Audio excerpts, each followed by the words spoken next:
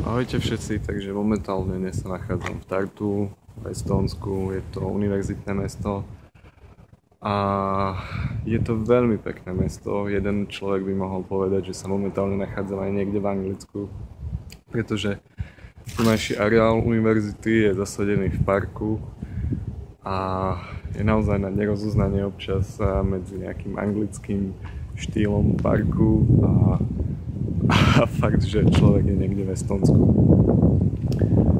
A myslel som si, že celý deň budem v podstate sedieť na jednom mieste. Mal som pocit, že tento deň bude nejaký oddychový, ale ako obyčajne to býva, cestovateľ nevydrží nejako dlho na jednom mieste. A tak som sa teda vybral do mesta a naozaj neľutujem. Je tu veľmi pekné. Čo by som ešte povedal, je to taký malý update, asi myslím, že svoju cestu nejak skrátim a ukončím ju niekde v Osle, pretože už asi tretí týždeň som chorý a už som doslova unavený nielen z tejto cesty, ale aj z tej choroby, a je to asi taká nejaká kombinácia.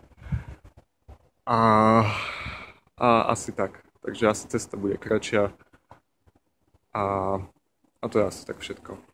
Majte sa.